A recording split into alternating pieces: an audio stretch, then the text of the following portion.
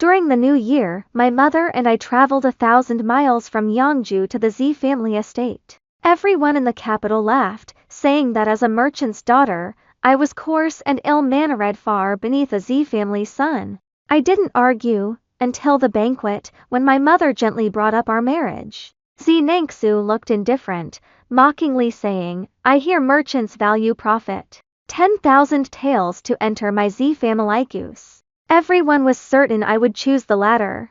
But unexpectedly, I spoke slowly. 10,000 taels. 10,000 taelsina to hire a son-in-law back in Yeongju. The Z family was one of the capital's most prominent clans. The year-end festivities were especially lively, with endless banquets hosted, inviting young ladies from every household. Laughter and chatter echoed through the vast courtyard. Seated with the Z sisters, they whispered among themselves in hushed tones I couldn't quite catch. Cousin Lin Xiaoyun stole a glance at me before bursting into laughter with her sisters beside her. I faintly heard my name mentioned. They seemed to be discussing my appearance, saying I couldn't compare to Sister Kiao. My grip on the chopsticks tightened involuntarily. This wasn't the first time. Ever since my mother and I arrived at the Z residence in the capital the day before yesterday, such scrutinizing glances had been constant. At first, I was angry, but mother urged me to endure it, saying that prominent families had many rules and it wouldn't do to offend them before I was even formally married into the family. Mother's words echoed in my ears several times before I slowly exhaled, pretending not to have heard. I lowered my head, but before I could resume eating, laughter suddenly broke out. Look at her, digging in again. Honestly, I wonder if that mother-daughter pair came here to mooch off us. With looks and status like theirs, how could they possibly be worthy of brother Nangsu? You should have seen her mother's fawning expression. She's clearly set her sights on climbing the Z family's high branch. Rumor has it her mother was a twice-divorced woman. Who knows what sordid deeds got her cast aside before? A loud thud echoed. Chopsticks clattered to the floor. The girls froze, staring at me in shock. My expression turned icy.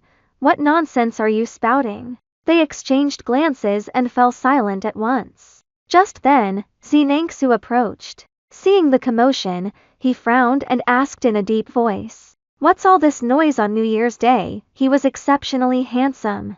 In the winter, he wore a round-collared robe embroidered with green bamboo patterns, with a ring of fine downy hair at his neck. His face was like carved jade, his body like green bamboo. Standing there, he unconsciously drew everyone's gaze.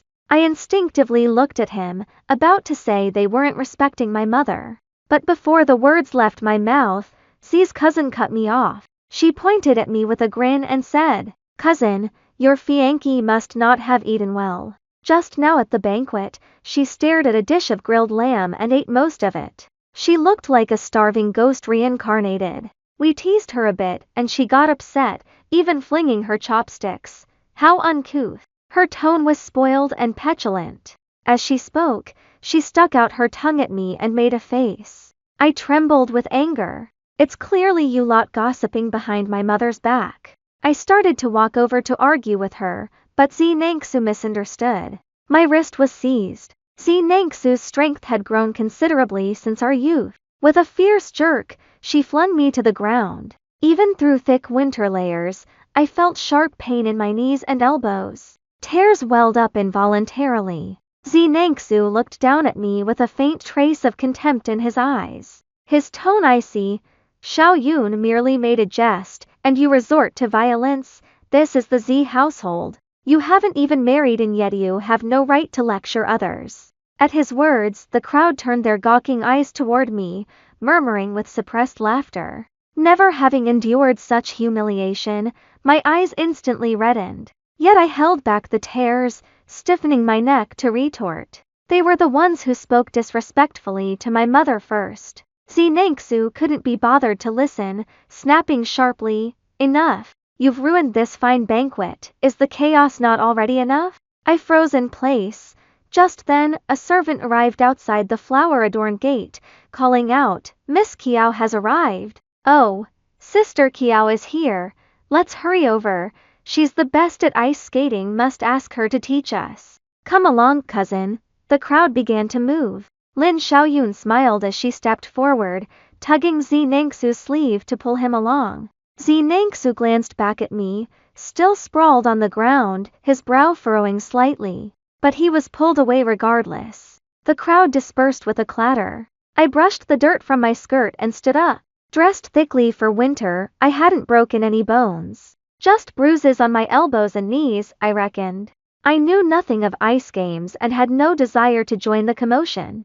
So I returned to my quarters alone. This journey to the capital held another urgent matter besides my marriage. 3 years prior, my cousin Min had married into a general's household in the capital. Before the new year, she sent word to Yangju announcing the birth of a son, filling our clan with immense joy. This was my first little nephew, and naturally, I held him dear. I resolved to prepare a generous gift for him. Alas, I am not skilled in needlework. So I finally settled on carving a jade pendant of green bamboo by hand. Bamboo symbolizes purity and nobility, and its pattern is not overly intricate. I spent a fortune to find a fine piece of jade and spent over 2 months carving it. Today, I had arranged to meet Sister Min at noon. Thinking of this, I stood at the bedside, lifted the pillow and froze. Where was my brocade box? I turned the room upside down but found no trace of it. Panic seized me, and I rushed out the door. Just then, a maid carrying a tray headed toward the lake. I grabbed her arm, startling her. Miss Shen, Miss Shen, what is it? I recognized her. She served in this courtyard. Narrowing my eyes, I demanded, who entered my room today? The young maid shuddered, her eyes darting nervously. How would this servant know, miss? Please let go. I must deliver fruit to the other young ladies and gentlemen. With that, she tried to break free and walk away. Something felt off, and I refused to let go. You won't tell me, you won't go. Seeing I was determined to get to the bottom of this, she glanced toward the lake and whispered, if you've lost something, miss, go look by the lake. The lake? In the moment I hesitated, she wriggled free and walked ahead, muttering, what a rude young lady. Ignoring her grumbling, I lifted my skirt and hurried toward the lake. The Z residence covered a vast area, including a lake. Today's chill had frozen its surface. When I arrived, several girls in padded coats were playing on the ice, their laughter ringing out. Z Nangsu was there too. Beside him stood a young woman. She was slender, appearing almost frail, wrapped in a thick cloak. Her lotus petal face was half hidden in the fur, half revealed, like a beauty partially veiled. She must be the Kiao sister mentioned by Z's centrally, a genuine beauty. But my mind was elsewhere. The appointed hour drew near. My elder sister must be waiting for me already. Just as I pondered whom to ask, I turned and saw Lin Xiaoyun holding my jade in her hand. Spotting my gaze, her eyes twinkled mischievously. She raised it high, her voice sweet and playful. Sister Kiao, it's not fair to be so slippery. How about this? Let this jade be the prize. We'll race from here to the shore. Whoever wins gets the prize. She stood on the shore. I hurried over, reaching for her hand. Give it back, that's mine. But she easily dodged my grasp, her ice skates giving her an advantage. I know it's yours, but it was meant for my cousin anyway. He said we could have it. What nonsense was she spouting? I stepped onto the ice, nearly slipping on the treacherous surface. Barely regaining my balance, I snapped, this isn't for your cousin, give it back. Seeing my denial, Lin Xiaoyun rolled her eyes in disbelief. You still won't admit it. She tossed the jade pendant to the girl standing on the other side. Catch. The girl reached out to grab it, but unexpectedly, the ice was too slippery, and the girl wasn't very skilled at skating. Fumbling and flustered, the jade pendant fell from midair. It crashed onto the ice and shattered. Everyone froze in shock. In that instant, my mind went blank. Then, blood rushed to my head. Without thinking, I grabbed Lin Xiaoyun and slapped her across the face. The blow was hard. Before she could react, she fell backward, her palm landing on the shards of the jade pendant. Blood spilled onto the ice. She snapped to her senses and screamed, "Ah!" The commotion quickly drew Zi Nangsu's attention. He skated over, saw her lying on the ice, blood flowing from her hand, and me standing beside her, face twisted with fury. Without hesitation, he slapped me across the face. Shenjin, have you lost your mind? My face was struck hard, sending me reeling to the side. The metallic taste of blood filled my mouth as I stared at him in disbelief. He helped Lin Xiaoyun up, not even glancing at the shattered jade pendant. His voice was cold. Is such a worthless piece of junk really worth all this fuss? Besides, it was meant for me anyway. I told you before, if you're going to give it to them, why be so petty about it? Who said it was for you? Before I could finish, his shoulder shoved me aside. Several girls nearby shot me contemptuous glances. The Z family's young master adores bamboo. Who'd believe that green bamboo pendant wasn't meant for him? Keep your voices down. Watch out, she might charge at you. She's like a madwoman, terrifying. Hurry up and leave. Whether intentional or not, as one girl walked away, she shoved me hard. I staggered a few steps, watching Zi Nangsu stride off, supporting someone. I stood rooted to the spot for a long while, my gaze drifting slowly downward to the jade pendant, now battered beyond recognition. All my emotions surged forth, then settled back into stillness. Even that tiny flicker of longing in my heart seemed shattered along with it. Suddenly, I longed to return to Yangju. Without the jade pendant, I couldn't think of what to bring to see Sister Minute. Feeling miserable, I didn't want to worry her. So I sent word that I'd been delayed today and would visit in a couple of days. Sister Min was ever understanding. Soon, she sent word back. It's no trouble, I'm at the mansion every day, come whenever you're free. I let out a soft sigh. Before coming to the Z household, I had been filled with anticipation. Back in Yangju, Si Nangsu had treated me so well. In April, he took me out on a boat ride across the lake and played a melody for me. In October, when the crabs were plump and delicious, he personally cracked them open for me, filling a whole bowl just for me to eat. In December, when snow fell, he'd press a hand warmer into my hands. His ears flushed as he murmured, "Don't catch cold." Back then we were both young, companions in our youth, feelings blossoming unspoken. Yet this very man now scorns me as coarse and petty. I haven't changed, he has. I won't let him make me sad.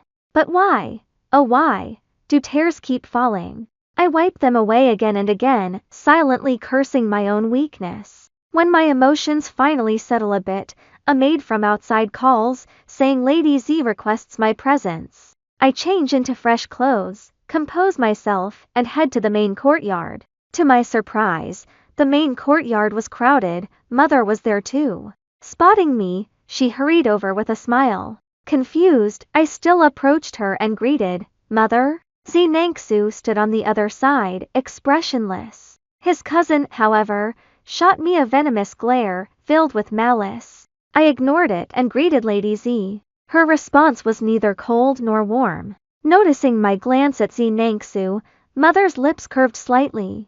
She patted my hand and said gently, "Lady Z, we've been troubling you for days. I shan't beat around the bush. Our journey to the capital concerns my daughter's marriage." Back when Z's father served as an official in Yangju, his integrity left the family financially strained. When Z Nangsu fell gravely ill, my family spent a fortune to cure him, a mere gesture of kindness. Yet our mutual affection led both families to arrange this marriage as repayment. I pressed my lips together, instinctively glancing up at Z Nangsu. His expression remained impassive. A faint sneer touched his lips as his piercing gaze swept over me. "I hear merchants value profit above all else," he said mockingly. 10,000 taels of silver or entry into the Z family you choose." The room gasped at his words. Linking the silver to the marriage. It was blatant humiliation. Likely venting for Lin Xiaoyun. My pupils contracted slightly, a sharp, stabbing pain radiating from my heart. My fingertips dug unconsciously into my palms. Z's mother looked momentarily startled before lowering her head to sip her tea, saying nothing. The smile vanished instantly from my mother's face. The surrounding stares filled with mockery and schadenfreude to engulf us. Mother's complexion paled, and she instinctively tightened her grip on my hand. It was Lin Xiaoyun who muttered, then she'll definitely marry my cousin. Even a fool could see that.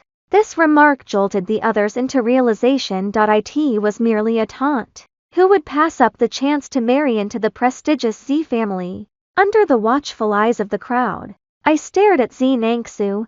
His gaze remained cold and unyielding. I blinked repeatedly, then finally spoke slowly. I choose it in 1,000 taels. 10,000 taels, enough to hire a son-in-law back in Yangju. The words fell. The man's expression shifted abruptly. Z Nangsu's pupils dilated as he fixed his gaze on me, his face darkening instantly. But I ignored it, replying earnestly, all in banknotes, please, easier to carry. Now Madame Z lost her composure. She tapped Z Nangsu on the shoulder and turned to my mother. The child speaks without thinking. Please don't take offense. Our family still honors this marriage agreement. My mother opened her mouth to speak, but Z Nangsu cut her off. Very well. Banknotes, you say? He then turned to Mrs. Z, his anger tinged with laughter. Mother, that betrothal was merely a verbal agreement. It holds no weight. Why not consider this 10,000 taels as repayment for saving my life all those years ago? Azoo! Mrs. Z hesitated for a long moment, her troubled gaze lingering on us before she ordered the steward to fetch the banknotes. The Z household was now immensely wealthy. This sum was hardly a burden. Amidst the stunned stares of onlookers, I calmly accepted the box containing the banknotes and took my mother's arm. Mother, let's go. My mother hesitated, wanting to say something, but in front of others, she remained silent. Calling the servants, we left the Z residence together. Winter nights fell swiftly, and a light dusting of snow had settled. The yellow glow of lanterns mingled with the white flakes, creating a soft, intertwined radiance. The carriage had been prepared long ago. Holding the box, I instructed the driver to head for the treasure pavilion.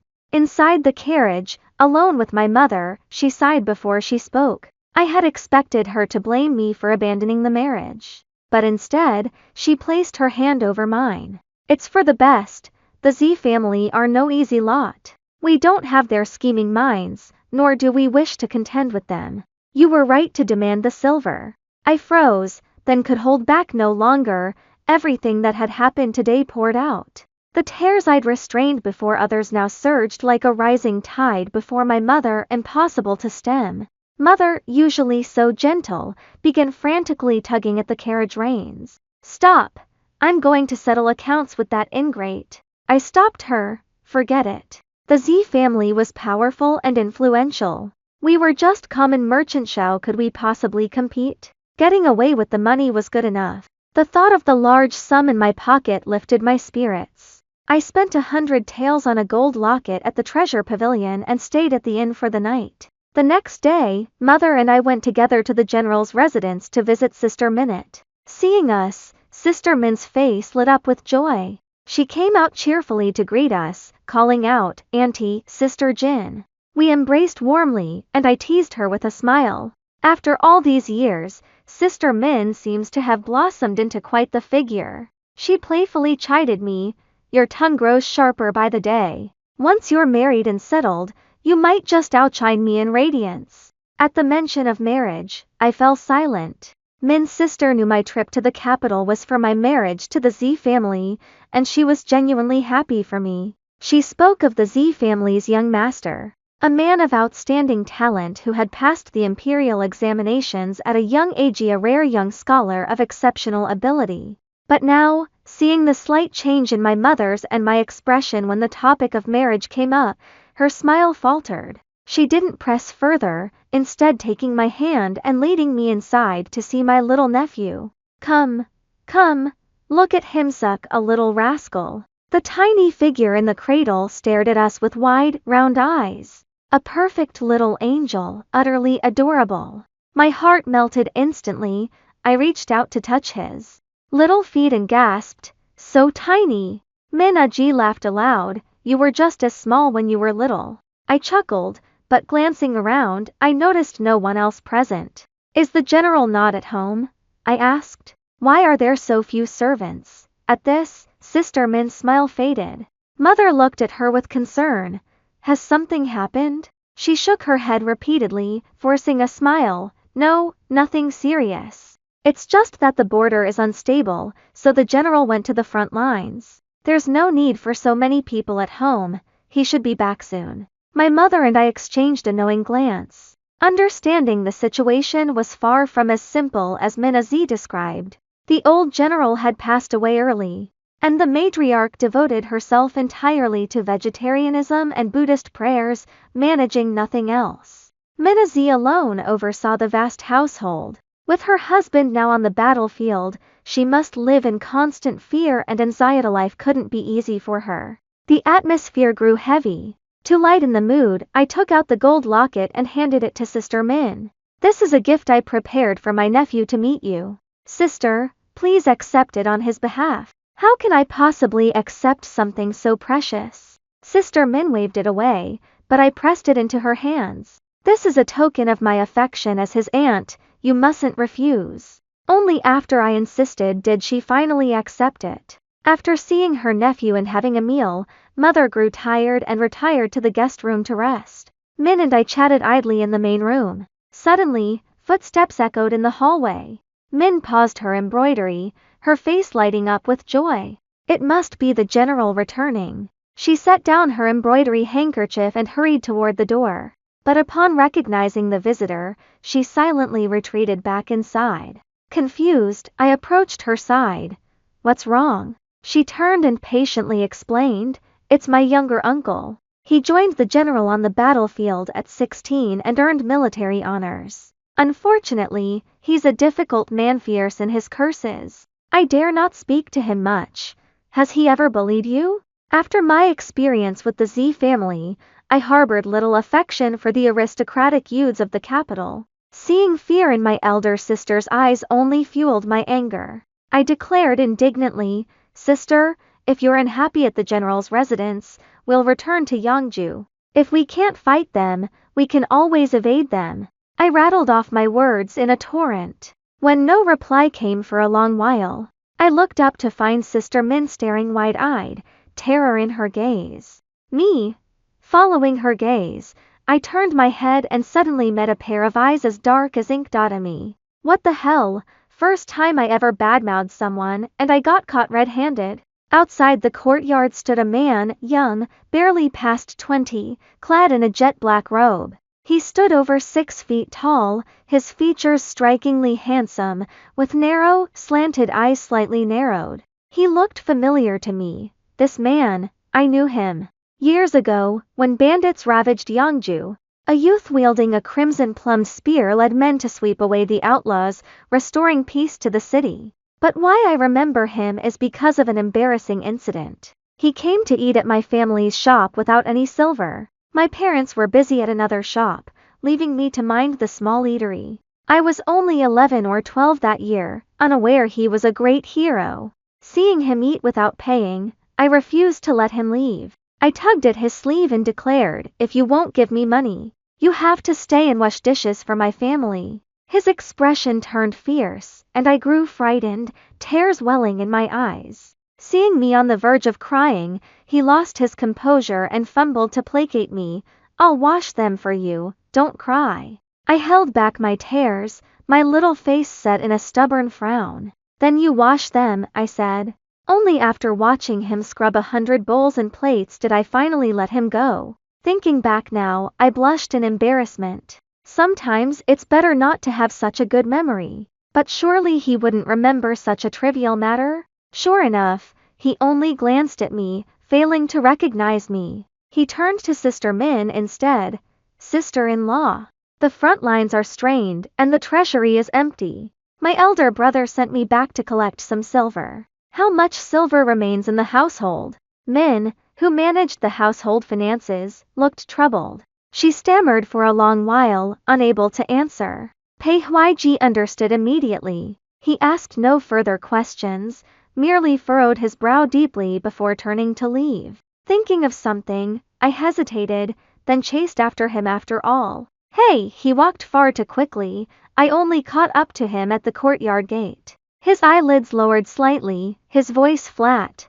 What is it? I pressed my lips together, clutching the box tightly. The heavy aura of violence radiating from him made me uneasy. Summoning my courage, I spoke, though my voice trembled involuntarily. I have money. His tone rose slightly, puzzled. His gaze drifted downward, settling on my box. Sunlight spilled down, bathing his cold, angular profile in a flicker of warmth. I opened the box. There's 10,000 taels inside, all yours. For me, a wealthy merchant of Yeongju, this sum wasn't insignificant. But for him, it meant far more. It was repayment for the debt of gratitude I owed him from years past. Father said that without him, there would be no Shen family today. Pei Huiji's gaze swept over the banknotes, flickering slightly before settling on my face. His voice was deep and firm.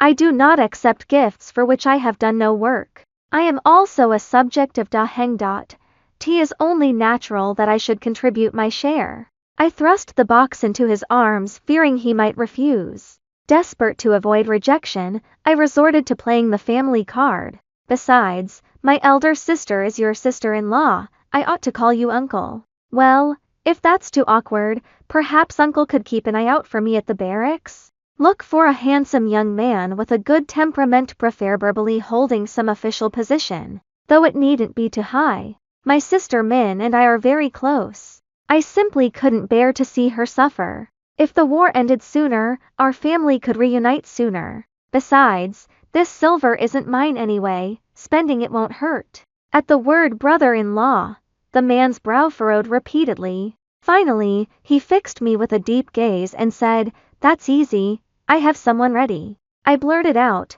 "Then tell him to come find me in Yeongju next time." Agreed. He accepted without hesitation, his gaze still fixed on me. Suddenly he asked, "Anything else?" I gave a non-committal stumped. But meeting his deep, piercing eyes, I paused, then offered sincerely, "The battlefield is treacherous. I pray for your safe journey, General, and a swift victory. Should you come to Yeongju, I'll treat you to a meal." At my words, Pei Huiji's eyes flickered. After a long moment, he seemed to smile. "Understood, young boss." The man, usually stern, now had a hint of amusement in his eyes. The coldness faded, replaced by a captivating charm. My heart inexplicably beat faster, and my cheeks flushed. He actually remembered. Seeing my embarrassment, Pei Huiji didn't tease me. He took the box from my hands and turned to leave. But after a few steps, he turned back, his gaze settling on me. Suddenly, he said, "The roads are slippery in the snow, making travel difficult. If you have no urgent business, you may stay at the general's residence for a few more days and depart after the New Year celebrations." His words came unexpectedly. I flusteredly lifted my eyes to meet his gaze. Momentarily unable to respond, and simply nodded blankly. "Oh." Seeing this, the corners of his lips lifted slightly before quickly straightening. As he said, "T was indeed the new year, and snow had fallen, making carriage travel difficult." Yet Pei Huiji did not stay for the New Year celebrations. Instead, he hurriedly led his entourage back to the border. It was Sister Min who kept us through the New Year celebrations before personally seeing us off. The day Mother and I bid farewell to Sister Min as she returned to Yeongju was a beautiful, sunny day. Clouds and snow had melted away, leaving the sky clear as washed linen. I glanced back one last time at the bustling capital city. My eyes no longer filled with the anticipation I'd felt upon arrival. It was time to go home. Somehow, news of my departure from the city reached the Z household. Z Nangsu was chatting idly with several friends in the courtyard, though his mood was far from cheerful. Someone brought it up first. "Brother Z, word came this morning that your childhood sweetheart has left the city. Truth be told, such a coarse woman is hardly worthy of you, Brother Z. How did you ever agree to this match?" This remark piqued several others' interest, and they pressed him for details. Z Nangsu froze. Suddenly, he recalled his time in Yeongju. Gravely ill, with a Jin sitting by his bedside day after day, tending to him. Her warmth and cheerfulness, her tales of Yeongju's delights. Back then, he'd found her charming, his heart stirred. But seeing her now, compared to Akio, she truly was like a firefly's light beside the moon's radiance. Akio was born beautiful, a lady of noble birth, not someone a jinn could compare to. Now that the engagement was off, he should be happy. Yet for some reason, a dull ache lingered in his heart. Most likely in her eyes, he was worth less than 10,000 taels. Truly the shallow-minded daughter of a merchant. He'd even felt he'd been rude that day. Thinking this, his tone turned cold. She's coarse and vulgar, never a suitable match. It was nothing but a jest among elders. His friends burst into laughter. Nangsu gazed distantly toward the city gates. Once she returned to Yangju with her looks, she'd likely marry some lowly laborer or peddler and live out a mediocre life. 3 months later, I returned to Yangju and told mother and father about the Z family. Father went from furious to calm, comforting me. Our Jin is such a fine girl, she'll have no trouble finding a husband. Yet the moment he turned away, he began scouting suitors throughout Yangju. But no matter how many he considered, none seemed suitable. Frustrated, he scratched his head daily until it nearly went bald. I didn't mind. Marriage, after all, depended on fate. But I never imagined that by the following summer, father would return beaming, announcing he'd found me an excellent match. Me?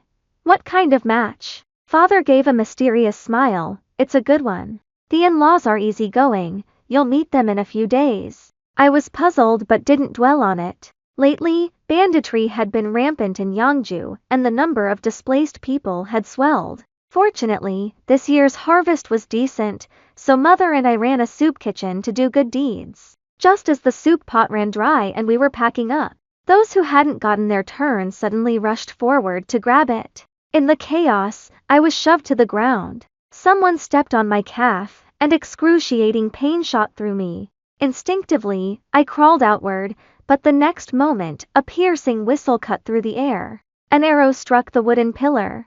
The sudden turn of events froze the scrambling refugees. I looked up to see a man in full armor, dismounting with a sharp flip. His deep voice commanded, "Step back." His aura radiated a menacing presence, and the crowd fearfully parted to make way. Within mere breaths, Pei Huiji reached my side. His deep gaze swept over my soiled skirt, his brow furrowing. Suddenly, he bent down and scooped me up horizontally. My body lifted abruptly, and I instinctively wrapped my arms around his neck. Mother stared wide-eyed in shock, but with the crowd watching, she held her questions. Surrounded by onlookers, I felt a wave of embarrassment wash over me. "Uncle Pei, put me down. I can walk." Just then, Pei Huiji spoke, his tone as hard as steel. "You're injured." Me? He carried me all the way to the clinic. Only then did I notice several young adjutants following behind us. Only then did it dawn on me he must have come to fulfill his promise from that day. It was just unfortunate timing, arriving right when I was injured. I stole glances at those young lieutenants. Though not exceptionally handsome, they had clear, bright features and an air of integrity. I wondered about their character though. If suitable, getting to know them wouldn't be out of the question. It would be better than father constantly fretting over my marriage prospects. Just as these thoughts crossed my mind, my calf was suddenly gripped. I hissed in pain, snapping back to reality. Looking down, I saw Pei Huiji crouched beside me, his large hand clasping my leg. His expression softened when he met my gaze. "Don't worry, it's not broken." The doctor on duty, recognizing him as a regular, said nothing. He examined my injury, applied medicine, bandaged it, then hurried off to see the next patient. For a moment, the atmosphere fell deathly silent. Glancing at their weary, dust-covered faces, I recalled what I'd said earlier and quickly offered. "Let's go to my family's inn, I'll treat you all to a meal." The young adjutants were warm and agreeable, readily accepting the offer. Pei Huiji pursed his lips but ultimately said nothing. We made our way to the inn. Leaning on my crutch, I instructed the cook to prepare extra dishes for our meal. After dinner, I had the innkeeper arrange superior rooms for each of them. After the others went upstairs, Pei Huiji and I looked at each other, utterly at a loss for words. My mind went blank, and before I could think, the words slipped out. "Uncle, which of those young adjutants by your side wants to meet me?" The man before me sat upright. At my words, he paused, lifted his eyelids, and stared at me in silence for a moment before uttering, "They're all married." Huh? So I misunderstood. My face flushed crimson, and I wished I could vanish into a hole. But just then, a voice interrupted my embarrassment. "Ah, this suite is truly splendid. It was well worth making a special trip to Yangju City." I looked up to see an aide who had come running down the stairs at some point, grinning broadly. Upon hearing Pei Huiji's words, his eyes widened in surprise. He pointed at himself, exclaiming in shock, "General, I haven't settled down yet, old Wu hasn't either." Pei Huaji shot him a withering glare. "Me? Aide?" His eyes darted between Pei Huaji and me several times before a sly grin spread across his face. He turned to me, winking and nudging, right, we're all married. Only the general isn't yet, but it won't be long." Me? Was it my imagination, or did the tips of his ears, hidden beneath his dark hair, seem to flush red? Pei Huaiji stayed in Yangju for a full 2 months. First, he helped the local officials settle the displaced refugees. Then he went to suppress bandit activity. With my leg injury hindering me, he took over my duties without a word, serving porridge daily at the soup kitchen. His fierce appearance and imposing presence kept the refugees from causing any trouble. After observing him for a while, Mother couldn't help but say to me, "He really is quite a fine fellow." I understood what Mother meant, but from what the adjutant implied, was Pei Huaiji planning to marry? It was only natural. Yet for some reason, a dull ache settled in my chest. What I hadn't anticipated was seeing Pei Huaiji at the dinner table when night fell. Father nudged me with his chin. "My girl, young General Pei is upright and trustworthy, a man you can rely on."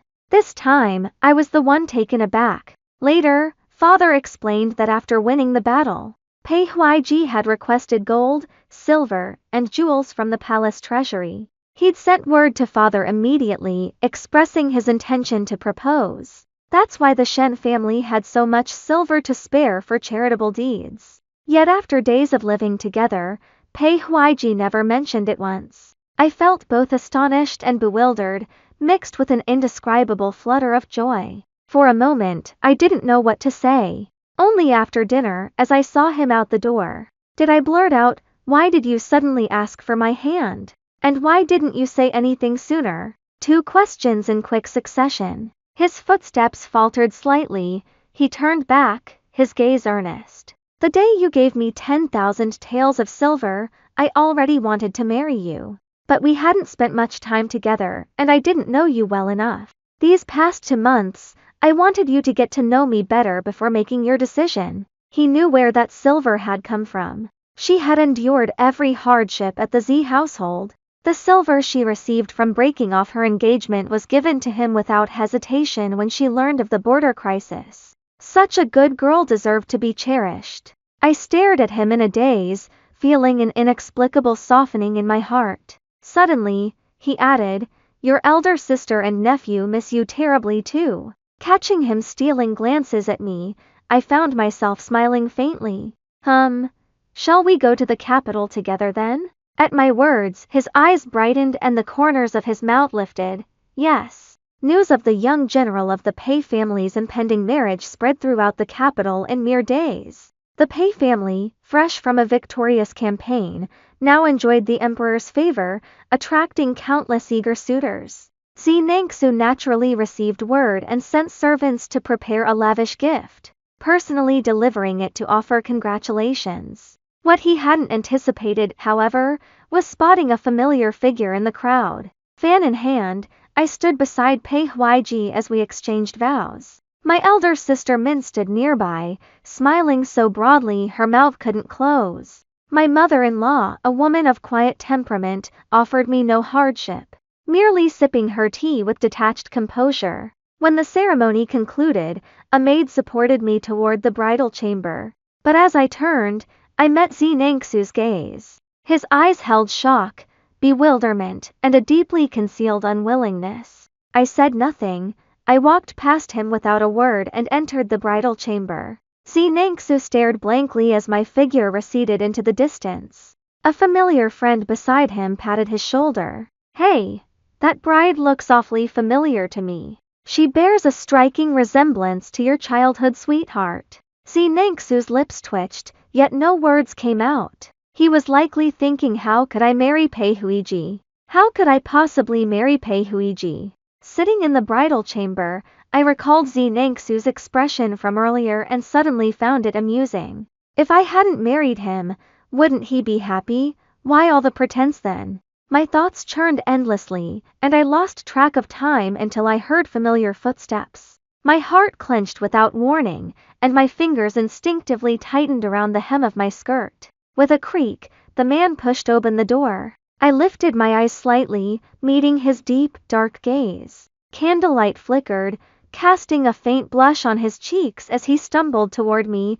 calling softly, "Jing." I gave a slight nod, my gaze drifting to the wedding wine on the table. He seemed to notice it too, hurriedly bringing it over for us to share. After drinking, I pressed my lips together, my mind drifting to the little notebook my mother had slipped me before the wedding. A blush slowly spread across my pale cheeks. But I waited for quite some time, and he still didn't come over. Lifting my eyes, I saw him rummaging through chests and cabinets. Confused, I asked, "What are you looking for?" Pei Huiji produced several boxes from who knows where, presenting them all to me. "Here, this is all I own. Everything I earn from now on will be yours too." Even more puzzled, I pushed them away. I don't need that much. My mother had given me ample dowry. But Pei Huiji was earnest. "The general's household isn't as wealthy as the Z family. Marrying me means you're settling." I paused, then couldn't help but smile. "Even if the Z family were richer, I'd still only marry you." The man Jin was meant to marry had never been measured by the size of his family's fortune. Nangsu betrayed me. I exchanged the marriage for 10,000 taels of silver, severing this union and extinguishing my own longing. After I spoke, he remained silent for a long while. I smiled at him, only to find him staring intently, his eyes clouded with desire. I quickly turned my face away and whispered, "Put the box down. Go wash up."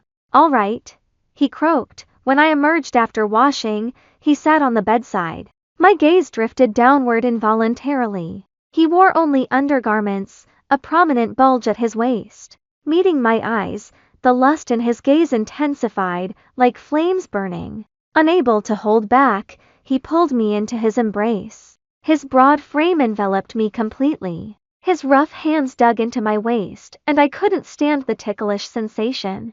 I pushed him away. "Stop pinching me, it tickles." His Adam's apple bobbed rapidly, and a fiery kiss landed on my lips, urgent yet utterly tender. The crimson canopy fell, candle flames wept tears, burning through the night. Come dawn the next day, I heard whispers. The Z family's young master had stood outside the general's residence all night, refusing to leave. But I paid it no mind. My joy knew no bounds when I met Sister Min.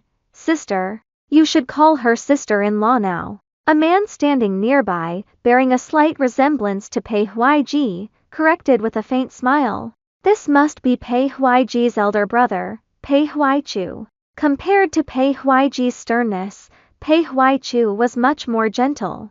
I greeted them. "Greetings, elder brother. Greetings, sister-in-law." Min Aja responded warmly, clasping my hand and exclaiming, "Oh my! When I heard you were marrying into our family, I was so thrilled I couldn't sleep a wink last night. If both of them end up off to war someday, at least we sisters won't be lonely." I shared her joy and quickly added, "Then we'll just hire a cook from Yangju." "Oh yes. Yes. We should hire a theater troupe too, then we can enjoy plays and snacks together." Suddenly, a hand wrapped around my waist. Pei Huiji lowered his head, his warm breath tickling my neck as he murmured, "I fear I must disappoint my wife. The barbarians have been driven off. They likely won't return for a decade." Pei Huichu also smiled, his voice icy. "Indeed, from now on, we'll stay home with you both." Min's sister and I exchanged glances and sighed simultaneously. Seeing this, both men's faces darkened. Later. In my 7th month of pregnancy, I heard that the Z family had been investigated for corruption. The entire Z household was confiscated, sentenced to exile, and my cousin's family was implicated as well. I heard that Z Nangsu had been betrothed to Miss Akio. But after the corruption scandal broke before the case was even settled, the Zhu family immediately annulled the engagement to distance themselves. Hearing this stirred no particular emotion in me, though it did make me think. Back when the Z family was poor, they valued loyalty and righteousness. Now, with their immense wealth, they trample on genuine affection. Such a fate befits them. It is but retribution. Z Nangsu. The side story: in the day the Z family's corruption was uncovered, Akio's family arrived to break off the engagement. Z Nangsu never imagined the woman who had always been gentle and considerate toward him would be so resolute about the marriage. He went to see Akio once, separated by a door. Akio looked at him coldly, her voice neither warm nor cold. Z Nangsu, what price must I pay for you to call off this engagement? Must I offer 10,000 taels of silver? Back then, she said nothing. She only thought to herself, the Z family's son is truly not one to entrust one's future to. But her clan sought an alliance with the Z family, forcing her to cultivate a relationship with him. Now that the Z family had fallen from grace, she naturally wished to sever all ties with him. She had heard about the new bride of the Pei family. That fleeting glimpse by the lake had filled her with pity for the girl, toyed with so cruelly. Yet later, she felt guilt. Had she not grown close to Z Nangsu, that girl Ajin need not have suffered such humiliation. Now that Ajin had found a good home, Zhu Qiao had sent her a gift. May she and her husband live in harmony and bliss. As for Z Nangsu, he must walk his own path of exile. The gates of the Zhu household closed before Z Nangsu. Zhu Qiao's coldness reminded him of Shen Ajin, who had never abandoned him all those years ago. Yet he had betrayed her trust. For the rest of his life, they would never meet again. The end.